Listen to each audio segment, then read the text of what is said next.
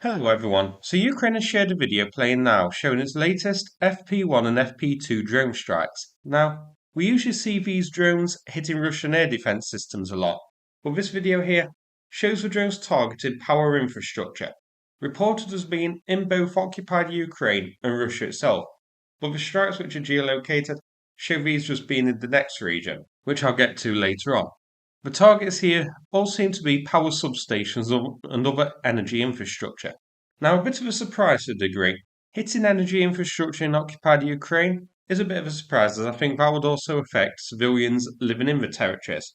But these strikes take place because they also impede the Russian military too, such as drones hitting the power substations near the railways, which would knock the railway out of action until repaired and so impede Russian logistics. And also, some of the substations may also be powering buildings being used by Russia's headquarters and that sort of thing. So I guess it would be interesting to see the geolocations here and see what they're nearby and what Ukraine may have been hoping to achieve with these strikes. So let's take a look. Not all of the spots have been geolocated, but a number have. The ones which have been geolocated are all in occupied Ukraine.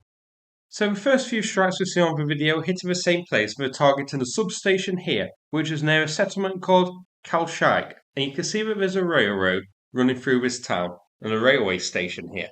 So this one seems like a clear attempt by Ukraine here to disrupt Russian logistics by knocking this section of the railway offline for a while. And zoomed out you can see it's on a line leading from the key logistical hub of Mariupol. So goods heading from here towards the eastern front. Mariupol is often a location where Russia sends trains from Taganrog and Russia itself for resupply, which are then forwarded into Zaporizhia and the next region. This line branches away from that. The next strike is here, a large substation near a settlement called Zuivka.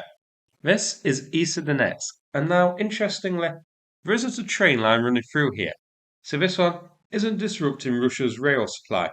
So I'm not entirely sure why this one was targeted. Ukraine must have had a reason though and identified this power substation as one to hit to disrupt Russia in some manner, but I'm not sure which. The next one is similar, a substation here near a few settlements, and again, no rail line from here, what I can see. So again, not sure why this one's targeted. And this one is here, not too far away from the last strike we looked at. The next one is a clear strike on logistics though, this substation being right next to a major railway line and a train station.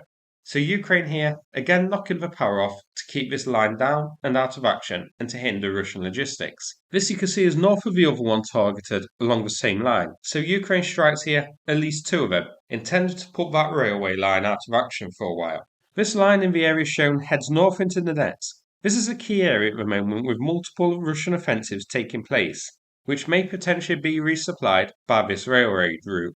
Now, I don't think this line leads directly into those areas, but rather to a nearby hub further north, from where the trains were unloaded onto trucks and the like, and then sent to the front line.